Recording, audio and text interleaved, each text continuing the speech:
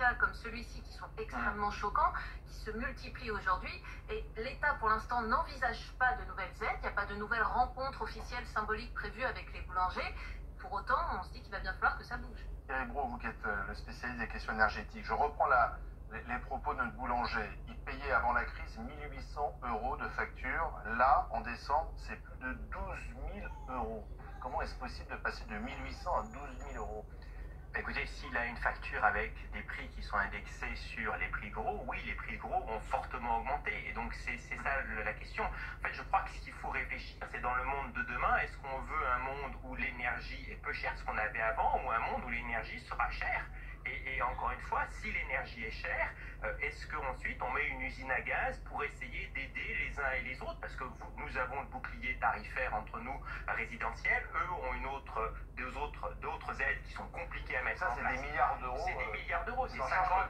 Oui, à la fin, il faut bien comprendre que ce qui ne sort pas de la poche du consommateur sort de la poche du contribuable. Est-ce qu'on peut avoir une énergie peu chère encore? Alors, encore non, mais on peut réfléchir pour après la fin de la pénurie.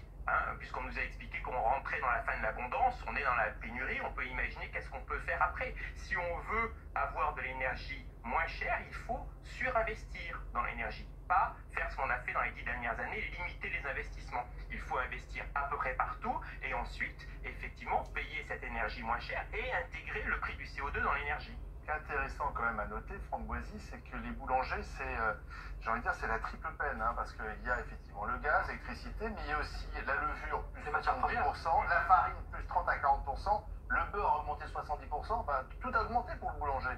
Tout a augmenté et donc on risque, c'est ce qu'on va surveiller avec attention, c'est dans ces premiers mois de l'année 2023, c'est la Banque de France qui nous dira ça, si on a des défaillances en série, c'est-à-dire que si on voit des bouchers, des boulangers qui mettent massivement la clé sur la porte. En tout cas, Libération nous a demandé combien de dossiers d'aide étaient arrivés à Bercy au jour d'aujourd'hui. La réponse qu'on a eue, c'est 370. C'est pas beaucoup.